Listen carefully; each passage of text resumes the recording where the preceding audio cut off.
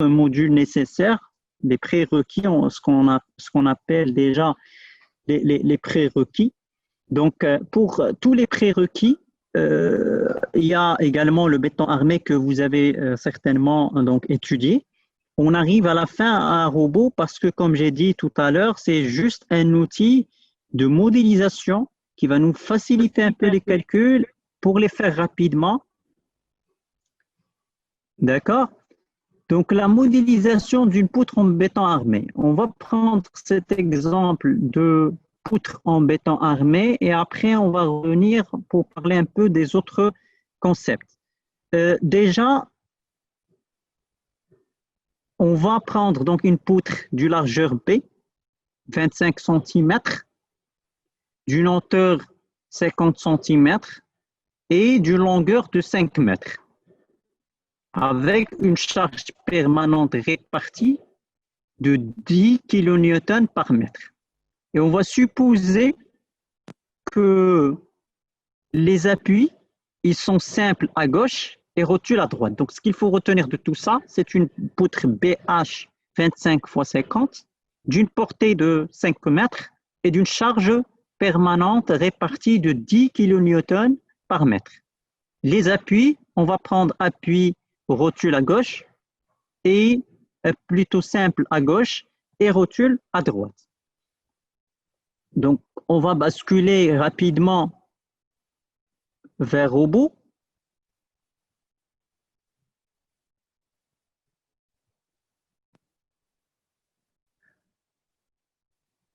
Mais cette fois-ci, puisqu'on parle d'une poutre, donc on ne va pas essayer quand même de rentrer dans le modèle structure de bâtiment. Il s'agit d'une poutre, donc il est dans un plan. On peut la considérer comme un portique. D'accord? Donc, si vous voulez changer directement vers un autre module, comment on va faire, ou bien un autre modèle, on passe vers structure. Vous voyez un peu là, c'est dans la barre d'outils, structure, type de structure. Donc, pour modéliser une poutre en béton armé, on peut passer vers l'étude d'un portique plan parce qu'une poutre, elle est plane. Donc, on peut passer au module. Il me demande d'enregistrer donc la structure. Je peux mettre structure 1, enregistrer. Et vous allez voir que ça change un petit peu l'interface L'interface, ça change parce qu'on parle d'un portique plan.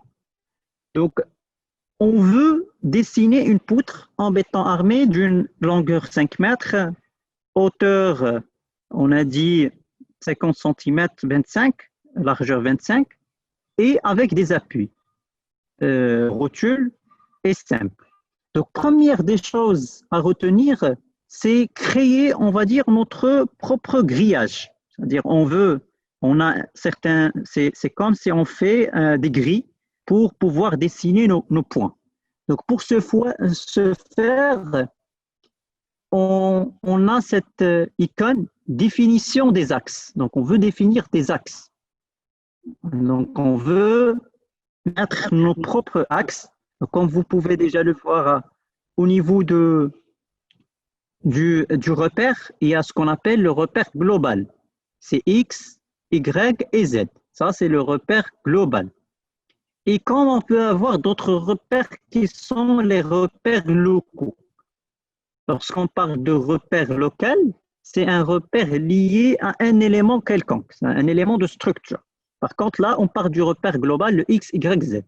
Donc, à travers ce repère global, on peut créer des lignes de construction. Ça, toujours, vous aurez besoin de ces lignes de construction parce que ça va vous permettre de repérer vos éléments structurels comme les poteaux, comme les poutres, les étages.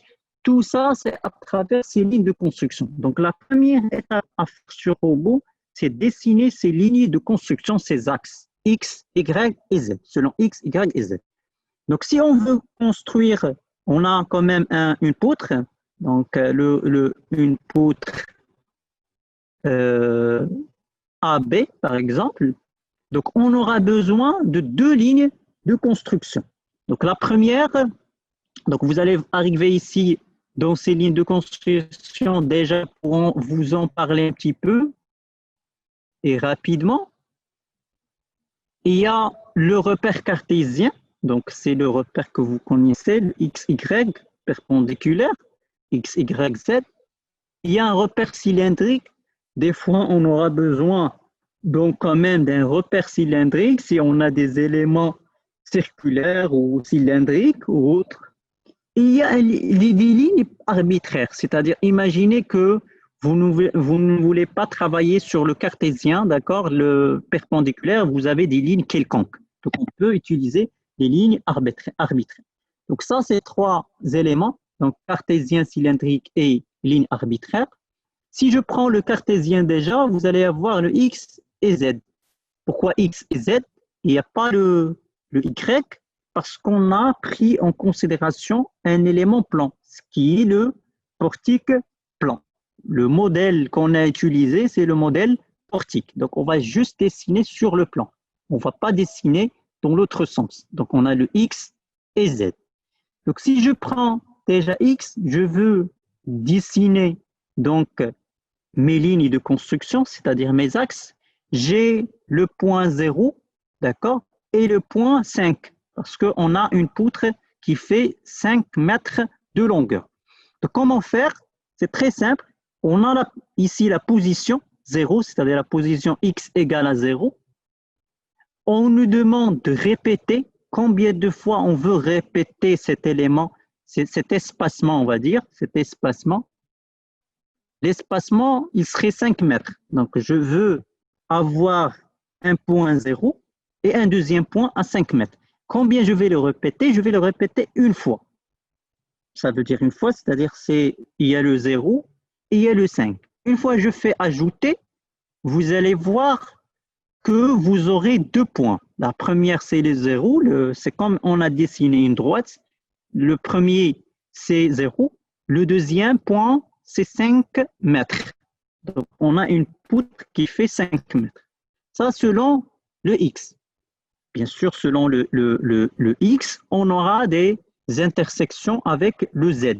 Puisque ici, on parle de Z, rapidement, on pourrait mettre, toujours répéter une fois, mais on veut dessiner sur le Z égale à 0.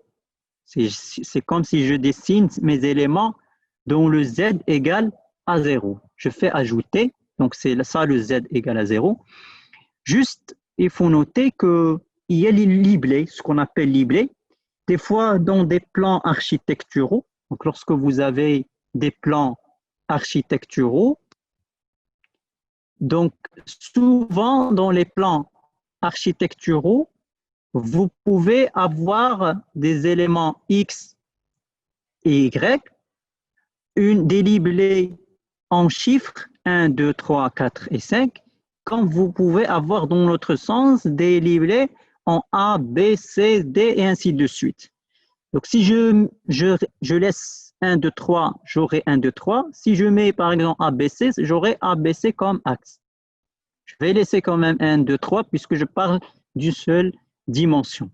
Et une fois je mets appliquer, donc on me demande de faire entrer le nom de la ligne de construction. Donc, on peut l'appeler ligne de construction. D'accord? Je vais appliquer parce qu'on pourrait avoir plusieurs lignes de construction. D'accord? Donc, maintenant qu'on a ces lignes de construction, si on vient de dessiner, par exemple, ces lignes de construction, d'accord, on veut par la suite passer au dessin de notre poutre. Donc, notre élément poutre, on vient de dire, c'est une poutre en béton armé. Donc, s'il s'agit d'une poutre en béton armé, donc on sélectionne, vous avez quand même à droite des icônes qui représentent plusieurs éléments. On va donc passer en revue de chaque élément. Donc, le premier, c'est les définitions des axes, c'est ce qu'on vient de dessiner tout de suite. Il y a l'insertion d'une structure type. Donc, lorsqu'on a une structure type, on peut l'insérer. Il y a les nœuds, c'est-à-dire les nœuds de nos éléments. Les barres, c'est l'élément barre. Lorsqu'on parle d'élément barre, c'est comme si je parle d'élément poutre. Parce que, comme j'ai dit tout à l'heure, une poutre peut être donc modélisée par une barre. Là, c'est le profilé de la barre. Quelle section, les dimensions de la section. On peut même parler des fois de matériaux à utiliser. Donc, c'est exactement ça, les matériaux. Est-ce que c'est du béton armé? Est-ce que c'est l'acier? Et après, il y a les appuis. Donc, les appuis. Les cas de charge. Quel cas de charge? Est-ce qu'il s'agit de la charge permanente, la charge d'exploitation, la charge sismique ou autre, la charge du vent, la charge de la neige? Là, c'est puisqu'on est rentré dans le module donc portique, on nous parle également de tout ce qui est donc charge neige et vent. Donc ça, c'est pour le calcul des charges de vent et neige. Parce que comme vous le savez, pour les éléments portiques, charpente métallique par exemple, ils sont donc soumis à des charges de vent et de neige. Là, la définition de la structure. Après, vous aurez des tableaux donc, et d'autres types. Ça, c'est pour le dimensionnement de nos éléments structurés. Donc, si je prends l'élément barre, je veux dessiner ma poutre. Donc, on va prendre l'élément barre pour dessiner ma poutre. Donc, une fois j'arrive à cet affichage, je peux l'avoir ici comme je peux l'avoir ailleurs. Donc, je peux également, comme j'ai dit tout à l'heure, il y a les bureaux, le démarrage. Là où il y a le démarrage, on a tout. On a les nœuds, on a les barres, les sections et matériaux, les appuis. Si je clique sur barre, donc je vais avoir un affichage des éléments barre.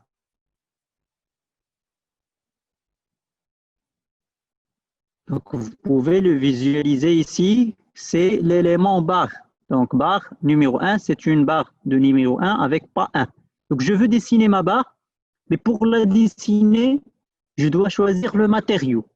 Parce que ici, dans les caractéristiques, vous allez voir que c'est un type barre, oui, et section, c'est IPE 100.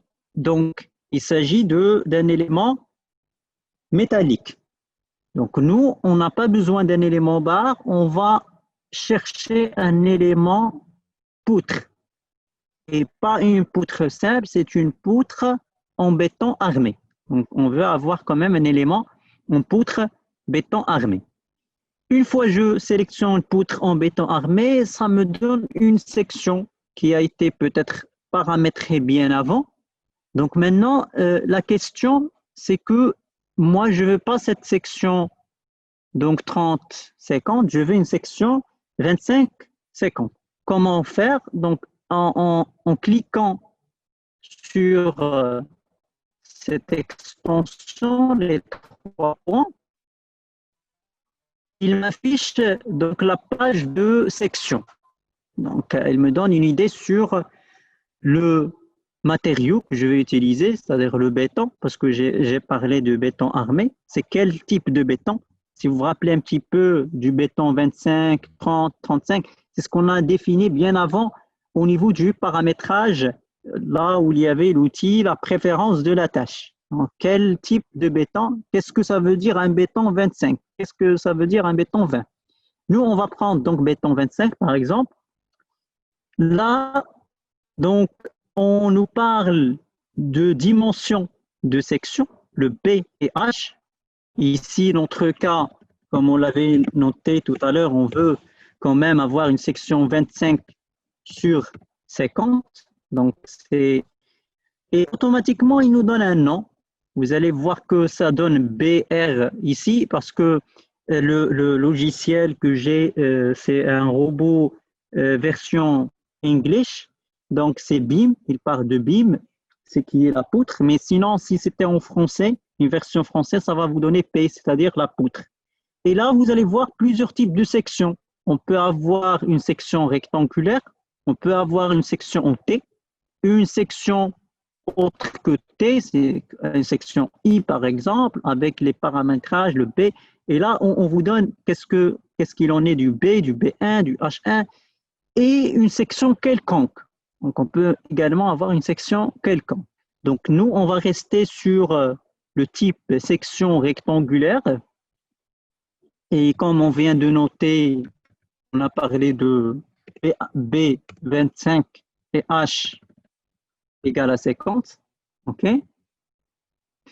Donc, là, il y a une petite icône réduction du moment d'inertie. Vous allez me dire qu'est-ce que ça veut dire réduction du moment d'inertie. Comme vous le savez, chaque élément normalement structurel, il a une certaine inertie. Donc, son inertie. Donc, cette inertie, certainement, avec le temps, ça peut changer.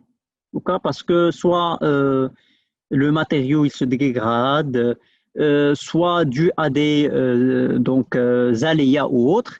Donc, pour prendre en considération ces éléments, on peut réduire notre inertie. Au lieu d'avoir 100%, le 1 c'est 100% d'inertie, on peut réduire notre inertie de poutre grâce à ça.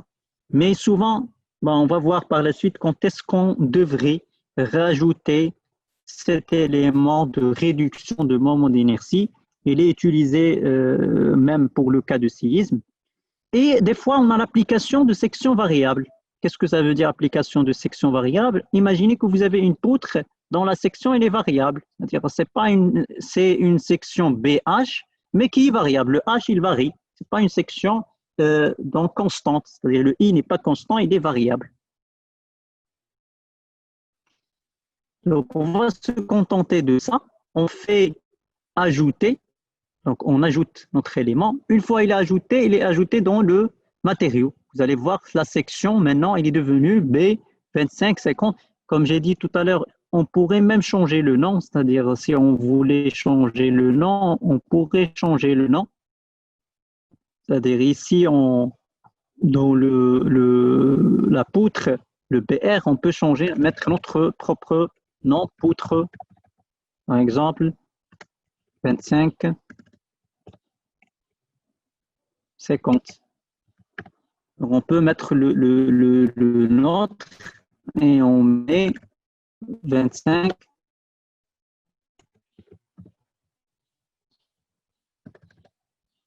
50. Et on fait ajouter.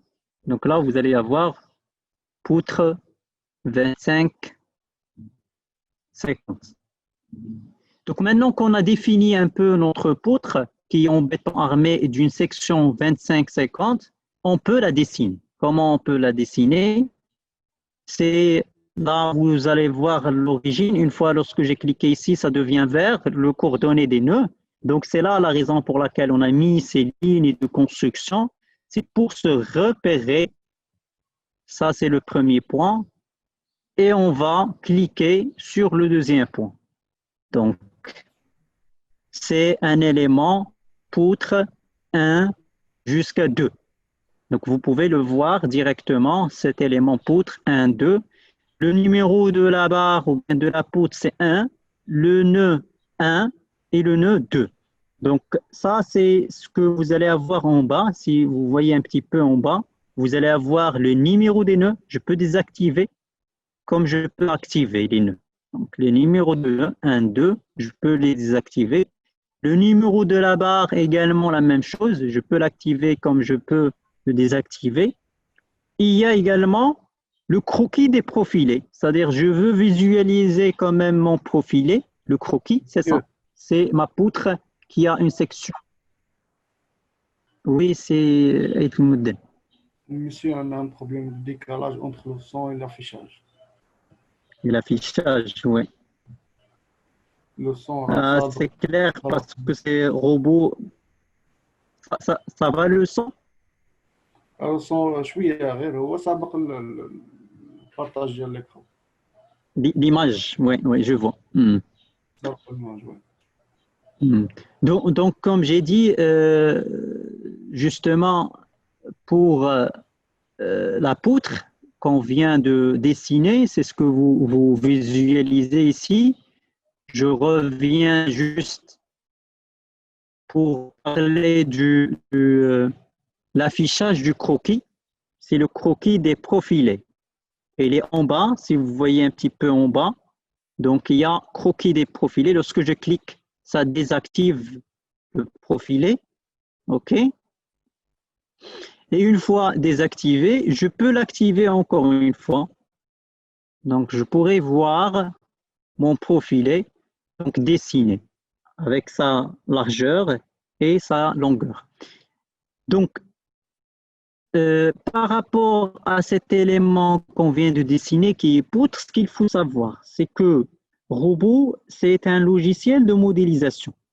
Et il ne connaît pas un élément, on va dire, poutre, qui a une longueur, qui a une largeur B et une hauteur H, mais pour lui, ça reste une barre. C'est-à-dire c'est un élément linéaire. Ce n'est pas un élément tridimensionnel. Donc, ce qu'on vient de modéliser ici, c'est un élément barre. Et il est caractérisé par des nœuds 1 et 2 et un numéro 1. Les sections 25 et 50, c'est des éléments qui vont les prendre en considération, par exemple, dans le calcul d'inertie, dans les autres éléments. C'est pour le dimensionnement, mais pas pour tout ce qui est, on va dire, calcul de structure. Donc, pour lui, c'est un élément barre, d'où l'intérêt. Et sachez qu'au moment de la réalisation d'un projet de construction, des fois, vous aurez des erreurs d'accrochage, des éléments examen. On a une poutre et un poteau. Lorsque je lie un poteau à une poutre, c'est par rapport au point nœud. C'est un point, ce n'est pas des éléments tridimensionnels. Et si vous arrivez si vous avez fait une erreur au moment de la sélection, c'est-à-dire vous n'avez pas sélectionné le bon nœud, vous aurez par la suite des messages d'erreur au moment du calcul. Lorsque vous allez lancer le calcul, vous allez avoir un affichage d'erreur, message d'erreur pour vous dire que le nœud n'est pas mis dans sa place, c'est-à-dire que la poutre, elle flotte, ou bien le poteau, il flotte, c'est-à-dire il n'est pas liaisonné. Donc ça, c'est plus ou moins donc, le dessin. On va désactiver le croquis des profilés. Donc, maintenant qu'on a dessiné notre poutre, et on peut passer donc à l'étape suivante. Je peux revenir en arrière, revenir au démarrage, parce que je clique sur le bureau, les bureaux dont on a parlé tout à l'heure. Donc, on a parlé tout à l'heure des bureaux. On va revenir au démarrage, c'est-à-dire la partie initiale. Donc, vous pouvez voir qu'on a une poutre. Donc, ça, c'est le démarrage. Et je vais passer, maintenant qu'on a donc défini notre poutre avec sa section, c'est un élément en béton armé. Donc, on va passer aux appuis. Donc, les appuis. Donc, comme vous le savez, les appuis, il y a déjà 3 types d'appuis prédéfinis. D'accord? L'appui simple, l'appui encastrement et l'appui rotule. Donc, on veut savoir qu'est-ce que ça veut dire un appui simple. Un appui simple, c'est très simple. Je vais cliquer double-clic et ça m'affiche déjà qu'est-ce qu'il en est de l'appui simple. Qu'est-ce que ça veut dire pour Robot un appui simple? Un appui simple, c'est selon X, il est libre. Vous pouvez voir les directions bloquées, ce qu'on appelle les directions bloquées. La seule direction qui est bloquée pour cet appui simple, c'est UZ. C'est-à-dire qu'il n'y a pas de déplacement vers le Z. Les UX et RY, ils sont libres. C'est-à-dire, c'est quoi? C'est l'appui simple, c'est un appui pour lequel on bloque un déplacement vers le Z.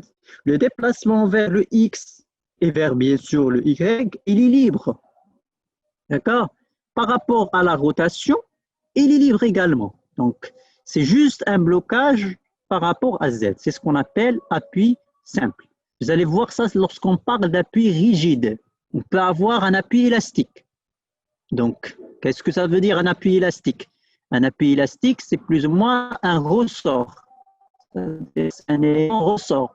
C'est-à-dire qu'il y a quand même une certaine résistance vers une direction. Par exemple, je veux avoir dans UX une certaine résistance, je peux le mettre. Quand est-ce qu'on peut utiliser ce type d'appui? Vous allez voir que, imaginez que vous voulez dimensionner des fois des éléments radiés. Donc, un élément radié, le radier, c'est une semelle qui peut donc prendre la charge de tout le bâtiment.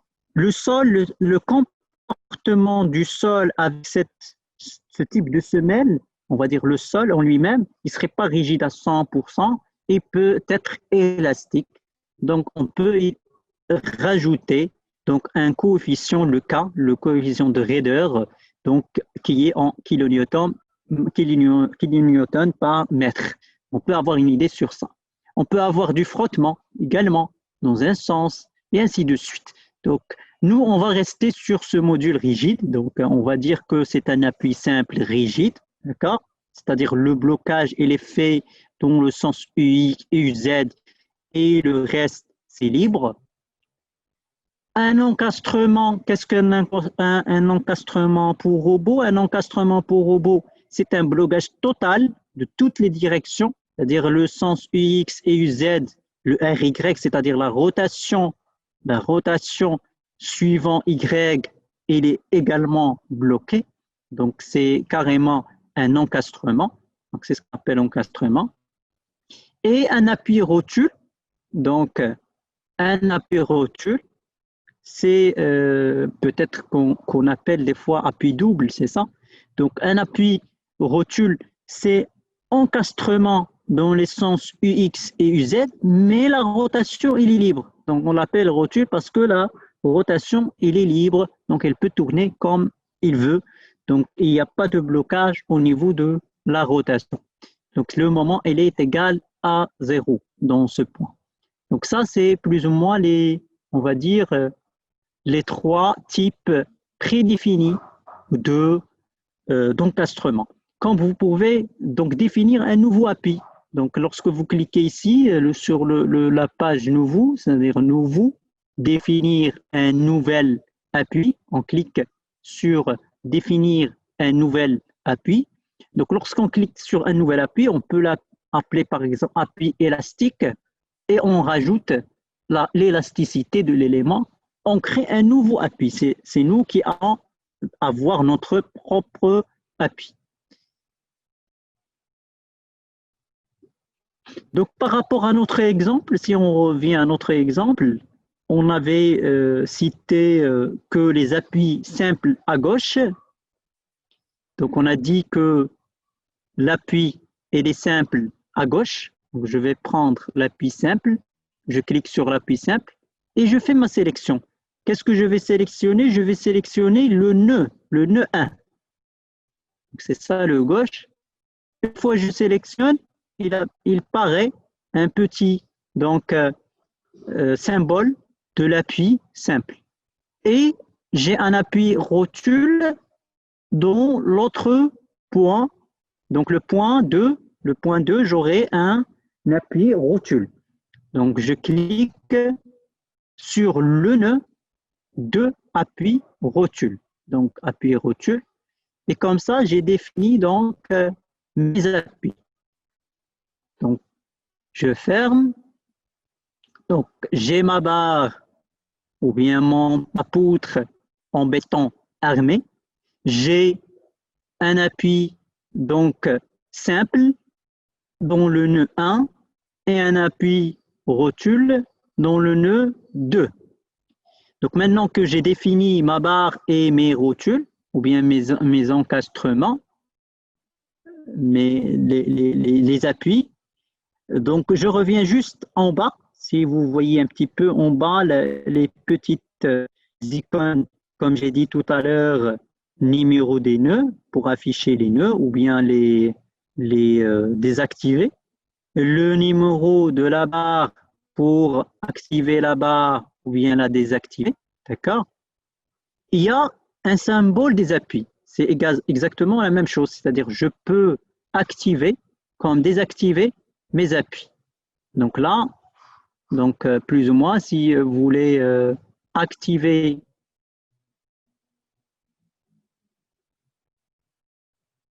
ou désactiver les appuis, vous cliquez sur ces symboles des appuis.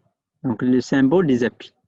Donc, je désactive, par exemple, j'ai ma barre sans appui, sans nœud, numéro de nœud. Donc, maintenant qu'on a défini les appuis, on va passer au chargement. Donc, on veut quand même créer un chargement. Donc, vous arrivez toujours là, vous avez barre à droite, dans le ruban à droite. Donc, vous aurez les barres, vous aurez les profilés de barres, c'est ce qu'on a défini tout à l'heure pour avoir la section. Il y a les appuis, donc on a défini les appuis. En même temps, lorsqu'on a défini les profilés de barres, on a défini les matériaux, parce que c'est comme si on a sauté une étape. À travers les barres, soit on rentre dans les barres, et comme ça, vous allez retrouver les barres, ou bien définir d'autres types de barres, ok? Soit vous pouvez passer par les bureaux ici, et vous passez à l'élément barre. Également l'élément appui, c'est-à-dire même l'élément appui, vous aurez la même chose. Soit on utilise les bureaux, soit on utilise les éléments qui sont à droite, déjà prédéfinis. Donc, si je passe maintenant au cas de charge, le cas de charge. Je sélectionne cas de charge. Donc, qu'est-ce que je vais retrouver? Je vais retrouver déjà une charge appelée permanente 1. Donc, c'est une charge permanente. Sous nature, c'est le poids propre. Donc, qui nous dit que il y a déjà l'élément, il a son propre poids propre. Donc, il a son propre poids propre. Donc, ça, c'est l'élément, on va dire, charge permanente. Donc, je veux définir l'autre charge. On a parlé tout à l'heure d'une charge de 10 kN par mètre linéaire. Comment je vais faire? Donc, on a pris en considération le cas de charge. Donc, je vais mettre ajouter. Donc, c'est une charge permanente. D'accord? Donc, une fois on a cette charge permanente, on peut, vous allez voir que ça, il vient d'être activé. Il a été désactivé, c'est définir la charge. Donc, quelle charge? Donc, je clique sur définir la charge. Vous allez avoir un menu dans lequel on parle de plusieurs types de charges. Est-ce qu'il s'agit d'une charge appliquée sur un nœud? Donc, c'est une charge ponctuelle.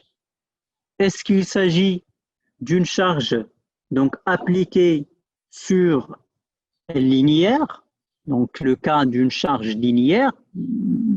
Est-ce qu'il s'agit d'une charge donc massique? Donc c'est un poids ou bien une masse, ok? Donc parce que toujours vous allez voir qu'on ne parle pas vraiment d'une surface parce que toujours on travaille dans le module ou bien le modèle structure portique plane. Donc, on parle que du plan. Donc, soit on a eu des charges ponctuelles, soit des charges linéaires. Donc, si je prends notre cas, c'est une charge, c'est une ligne, c'est une barre. Donc, c'est une barre. Donc, ça va être une charge surfacique. Donc, une surfacique linéaire. Si vous arrivez à visualiser un peu les choses, c'est la charge uniforme, c'est une charge uniforme. Donc, on clique sur la charge uniforme. Je reviens juste pour refaire ça. Donc, comme j'ai dit tout à l'heure, on est parti voir le cas de charge. Quel cas de charge? Est-ce qu'il s'agit de permanente, d'exploitation, de vent, neige, température, accidentelle, sismique ou autre? Donc, on a choisi permanente. Il s'agit d'une charge permanente. On a ajouté la charge permanente. On est parti à droite pour voir, bien sûr, ça c'est le cas de charge, définir les charges. Donc, on a dit, ça peut être appliqué sur des nœuds ou bien des barres, ou bien il s'agit d'un poids et masse. Nous, on va choisir barre, parce qu'il s'agit d'un élément poutre qui est modélisé par une barre. Donc, cette barre, on sélectionne charge uniforme. Donc, et une fois que j'ai la charge uniforme, j'aurai la valeur P. Donc, c'est quelle valeur? On aura une valeur de 10 kN. Donc, c'est Z, on va partir vers Z parce que c'est une charge qui est dans la direction Z, 10 kN. Mais je ne vais pas mettre 10 kN, je vais mettre moins 10 kN. Pourquoi moins 10 kN? Tout simplement parce que si je reviens au repère global, le X, Y, Z, je vais retrouver le Z, il est vers le haut, donc il monte vers le haut, donc c'est moins Z, donc c'est moins 10 kN. Donc je fais ajouter, une fois que je fais ajouter, je peux l'appliquer sur ma poutre, directement sur ma poutre. Donc vous pouvez voir que c'est là où on aura notre élément charge, donc la charge de 10 kN. Donc je ferme tout ça. Bon, ils disparaissent, la charge disparaît. Donc qu'est-ce que je vais faire? Je vais revenir en bas dans le menu des symboles, les numéros de nœuds, les numéros des barres. Si je veux afficher le symbole, on va dire des appuis. Après, même si je veux avoir la poutre ou pas. Et à la fin, je vais retrouver le symbole de la charge. Je vais voir le symbole de la charge. Et tout à côté, il y a la valeur. Donc, je peux cliquer même à la valeur pour avoir le PZ, c'est-à-dire la charge qui est égale à moins 10 kN par mètre linéaire. Donc, comme ça, je viens de modéliser ma poutre sur donc robot. Donc, je viens de plus ou moins terminer la première partie, d'accord? Donc, j'ai modélisé ma poutre. Donc, modélisation des appuis. Donc, comme j'ai dit tout à l'heure, première des choses, ce sont les lignes de construction. Une fois faites, on dessine notre élément poutre et après les appuis. Et à la fin, c'est la définition des charges. Maintenant qu'on a donc modélisé notre élément, on doit passer au dimensionnement ou bien au calcul. C'est le calcul, c'est-à-dire on veut calculer notre élément, le calcul de structure, donc qui va nous permettre de déterminer les sollicitations, c'est-à-dire l'effort normal, l'effort tranchant ou bien les moments de flexion, puisqu'on parle d'une poutre donc plane en flexion simple. Donc il s'agit d'une poutre plane en flexion simple.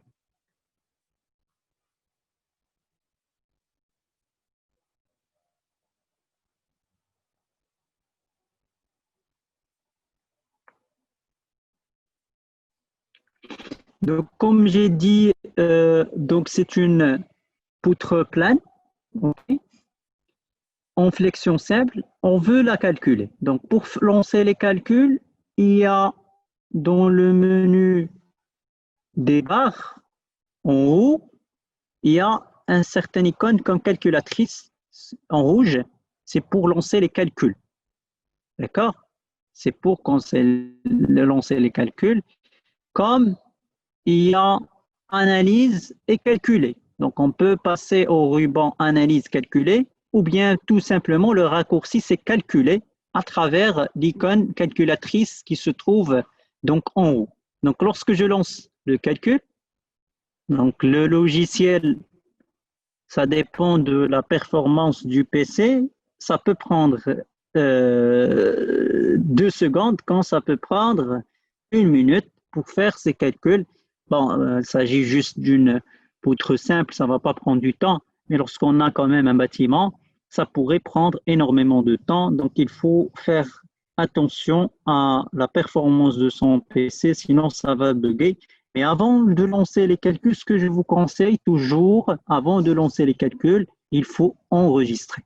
Pourquoi? Parce que ça risque, si ça bug votre PC, certainement vous allez perdre toutes les données que vous avez faites. Donc, vaut mieux donc enregistrer. Une fois modélisé, faites l'enregistrement de l'élément et après, lancez les calculs. Donc, on va lancer les calculs. et on retrouve les résultats. Maintenant, on veut visualiser les résultats. Donc, pour visualiser les résultats, toujours on a un menu bureau, les bureaux. Donc, ce qu'on voit ici, c'est les bureaux, d'accord? Donc, vous avez les bureaux démarrage, barre, ce qu'on avait tout à l'heure, les appuis également, le chargement, si vous voulez même voir le chargement, ce qu'on a fait à travers la barre, les menus, le menu qui est à droite. Donc, et après, il y a les résultats. On clique sur résultats et ça s'affiche tous les résultats, d'accord? On va prendre résultat des résultats. Donc, une fois on clique sur les résultats des résultats, donc on va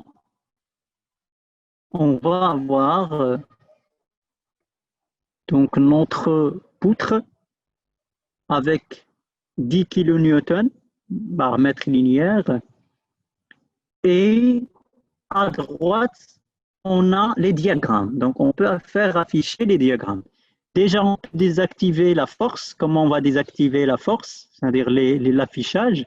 C'est à travers les symboles de la charge qui sont en bas, comme j'ai dit tout à l'heure. Donc, on désactive la charge pour ne plus avoir de chiffres. On peut désactiver même le numéro de la barre. Et après, on revient à notre élément. Maintenant, la question qui se pose, c'est que on a des forces. Vous allez voir la norme, les forces tranchants et les moments. Oui. بالنسبه للبوا بروبر ديال لابوتر ما درناهاش في Si, il est intégré automatiquement. Il est intégré automatiquement, c'est-à-dire lorsqu'on a affiché le cas de permanent 1, la charge permanente 1, vous avez vu le poids propre. والكومبينيزون ما درناهمش ديال البونديراسيون.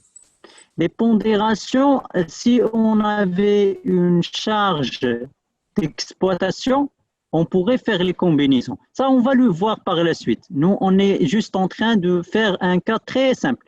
Parce qu'on va voir par la suite, certainement, vous avez raison. C'est-à-dire que pour les combinaisons, si on a par exemple un autre type de charge, par exemple d'exploitation. Comme ça, vous allez avoir, si on parle de combinaison à l'élu, ou bien à l'ELS, le 1,35G plus 1,5Q ou bien G plus Q, on va avoir plus que ça, on va avoir même des combinaisons avec les autres types de charges, que ce soit le vent ou bien la neige ou bien même le séisme. C'est-à-dire les combinaisons, ils sont très larges. On peut les faire deux types de combinaisons, soit les combinaisons manuelles, on peut les paramétrer nous-mêmes, ou bien laisser des combinaisons automatiques à travers bien sûr le logiciel. Vous allez me dire comment le logiciel il peut faire ce paramétrage, parce que si vous vous rappelez un petit peu, lorsqu'on a donc démarré lorsqu'on a le démarrage, c'était à travers l'outil préférence, on a mentionné les normes. Par exemple, si je parle du BAEL, il y a certaines combinaisons du BAEL. Si je parle du CM66, il y a d'autres combinaisons pour le CM66. Si je parle de NV65, c'est les combinaisons de NV65. Si je parle du règlement parasismique, on va faire rentrer également donc les combinaisons pour le calcul du séisme. Donc ça, on va le voir par la suite. Nous, on a fait juste, comme j'ai dit tout à l'heure, un petit exemple de cas de charge. Donc, c'est les charges avec donc 10 kN, donc un poids de 10 kN, avec bien sûr le poids propre de la poutre, donc sans avoir de combinaison parce qu'il s'agit de le même type de charge qui est la charge permanente. Donc maintenant qu'on a plus ou moins les éléments,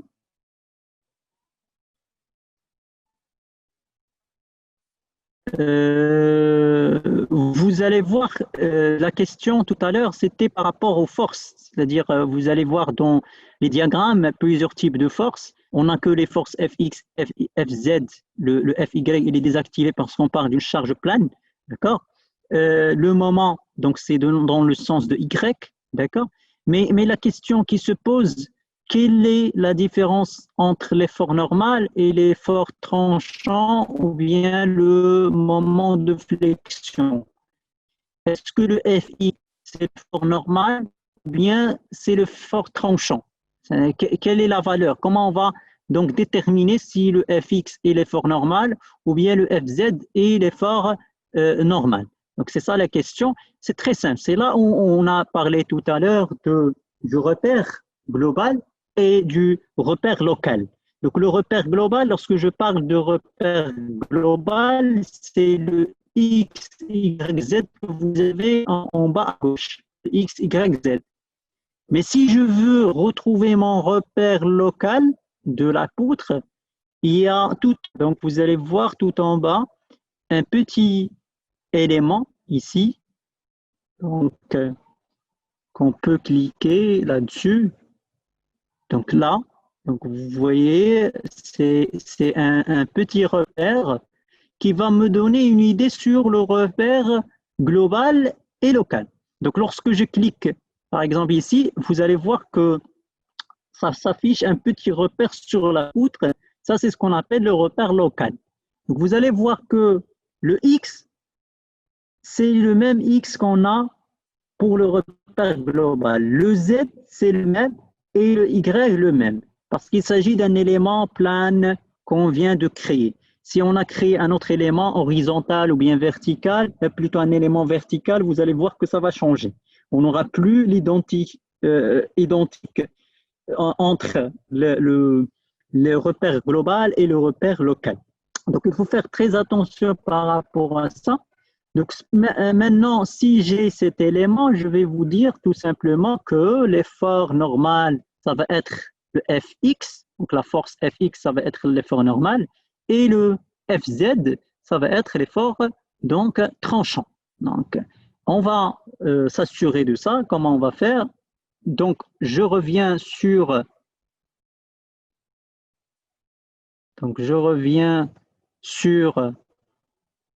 le diagramme et je vais cocher, par exemple, l'effort tranchant, le Fz.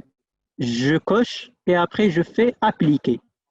Donc, lorsque j'applique, vous allez voir que ça a été dessiné l'effort tranchant. Maintenant, si on veut avoir les valeurs, on peut quand même avoir une idée sur les valeurs. Donc, on vient ici, il y a une partie paramétrage, donc vous allez voir qu'il y a le paramétrage, et dans le paramétrage, vous voulez faire tout ce que vous voulez, donc avoir comme paramétrage d'affichage. Par exemple, si je veux mettre description, qu'est-ce que ça veut dire description? En appliquant, ça va vous donner les valeurs, donc les valeurs de l'effort tranchant. Donc, on a un effort tranchant de 32,67 à gauche et un effort négatif de 32,67. Vous voulez que les efforts positifs et négatifs donc, seraient donc différenciés. Donc, comme ça, on va mettre cocher différencié dans les valeurs positives et négatives. Je mets ajouter. Vous allez voir que en rouge, c'est l'effort positif. En bleu, c'est l'effort, on va dire, négatif. Donc, ça, c'est juste un paramétrage d'affichage pour visualiser un peu les forces. On revient donc à notre diagramme d'effort tranchant. Donc, on a dessiné l'effort tranchant. Je vais décocher. On veut avoir l'effort normal. Bien sûr, d'après vous, l'effort normal, il est égal à 0. Pourquoi? Tout simplement parce que on a un appui qui est simple. Donc, un appui simple qui dit un appui simple. Donc, on n'aura pas de contrainte selon l'axe X. Donc, il est libre quand même du déplacement vers le X. Donc, la force X, donc, comme vous pouvez la visualiser, elle est égale à 0, c'est-à-dire l'effort normal, il est égal à 0. On veut voir également le moment. Donc, je vais appliquer donc moment. Donc, ça, c'est le diagramme du moment. Donc, comme vous pouvez le voir, on vient donc de dessiner le diagramme du moment avec une valeur maximale de 40,83 donc kilonewton fois mètre. Là, c'est juste, vous allez avoir quand même des échelles ici. Ça veut dire quoi les échelles? C'est-à-dire, imaginez qu'il y a un plus, un moins. Vous voulez donc revoir donc, les dimensions, c'est-à-dire de l'affichage. Donc, vous pouvez faire à l'échelle, c'est-à-dire à l'échelle, mettre 15, chaque multiplié par donc l'échelle. Et après, il y a la déformée. Donc, on va finir par la déformer.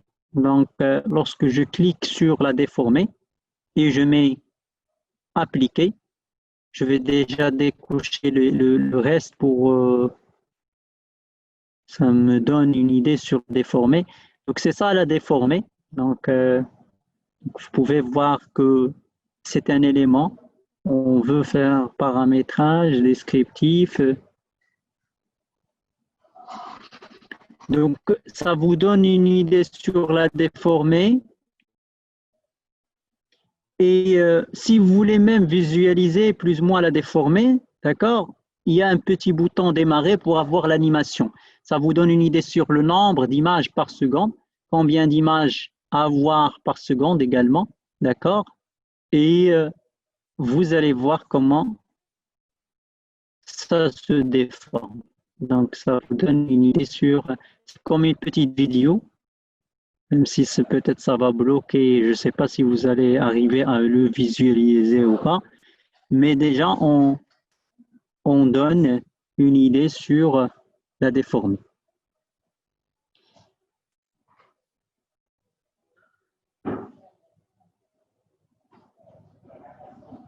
Donc, avec ça, donc on a plus ou moins visualisé la partie dimensionnement dans le sens où on a fait un calcul de structure plutôt, c'est pas un dimensionnement, c'est un calcul de structure. Donc, ce calcul de structure, on est parti du fait que on a défini les lignes de construction, d'accord? On a défini les lignes de construction. Après, on est passé à l'étape de dessin et de modélisation de notre élément poutre, élément barre. On a défini les appuis et après les appuis, donc on est arrivé à la fin de mettre les charges, donc les charges, bien sûr, comme ça a été mentionné par votre collègue, il y a une étape de combinaison de charges à définir également.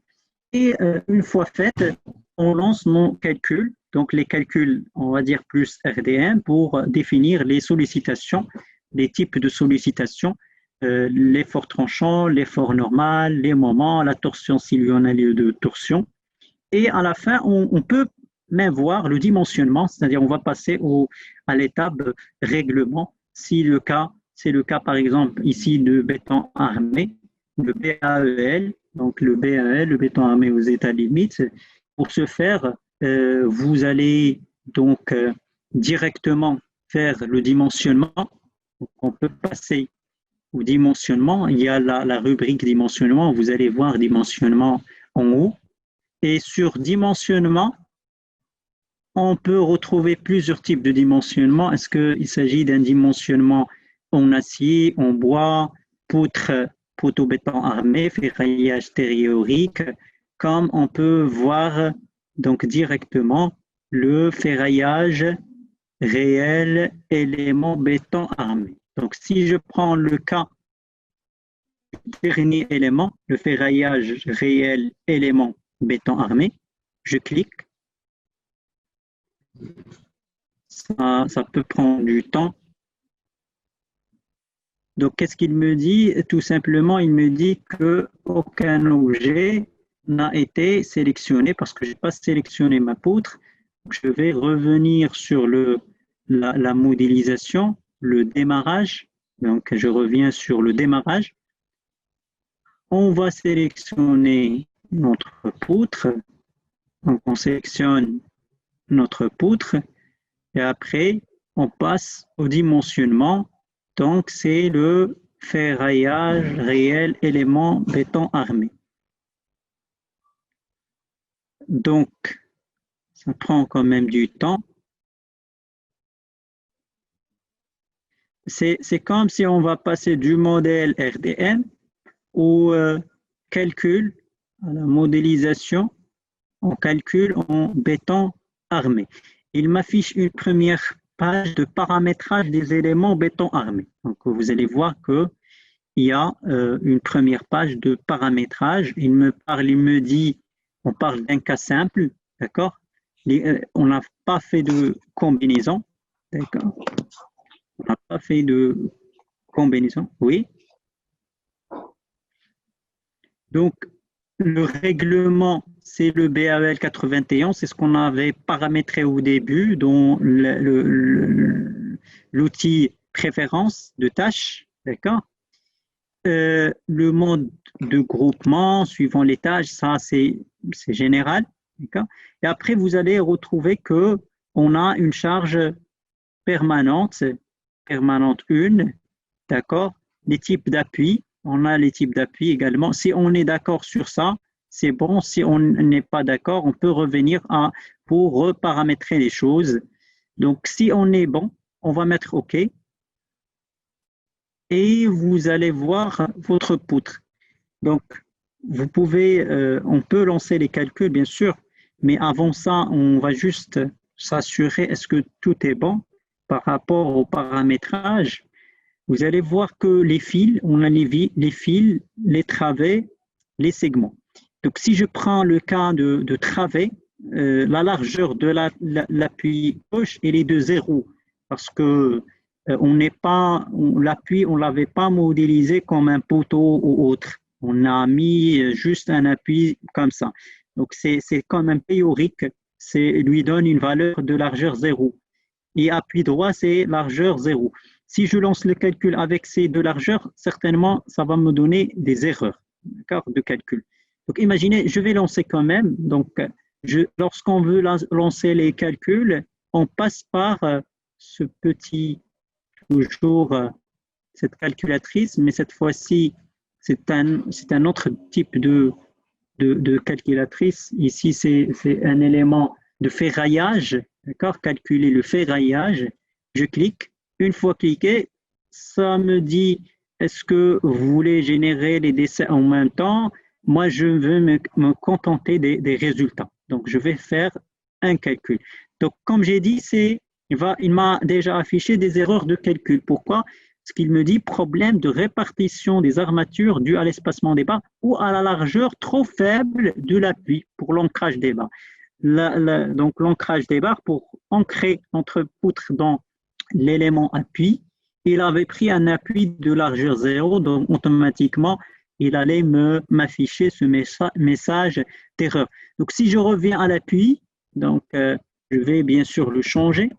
On a une poutre de 25 cm sur 50, donc je peux prendre la largeur de la poutre, c'est-à-dire la largeur de l'appui, c'est la largeur de la poutre. Je vais prendre 25 cm, donc c'est 0,25 mètres.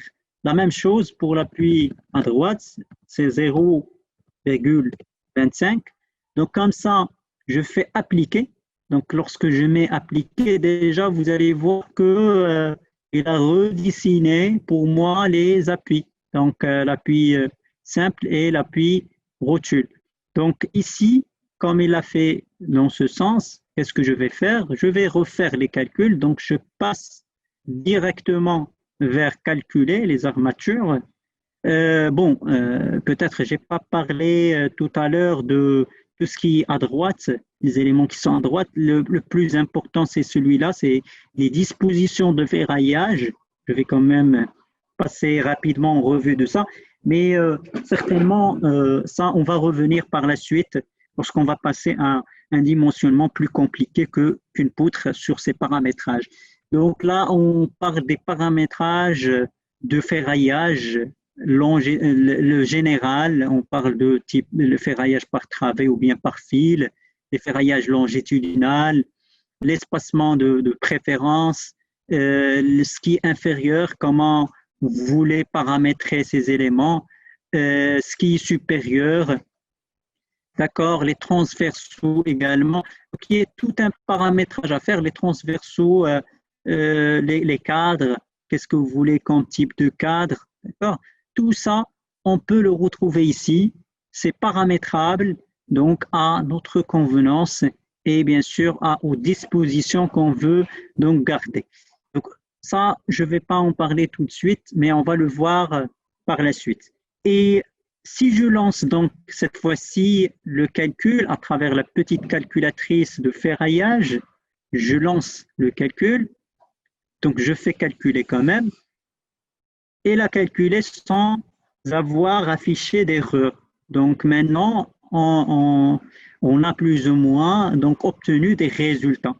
Donc vous allez revenir à droite, toujours à droite, et donc l'icône en bas, les plans d'exécution, on peut même afficher des plans d'exécution. Si je clique sur les plans d'exécution, vous allez avoir un plan d'exécution de ferraillage. Donc, vous pouvez le voir, donc un plan d'exécution de ferraillage.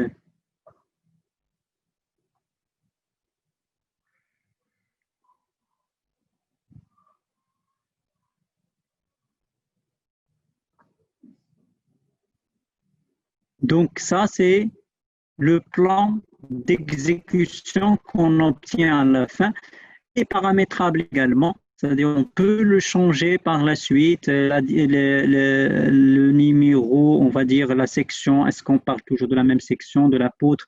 On peut changer, définir le projet. C'est la raison pour laquelle on a parlé tout à l'heure du maître d'ouvrage.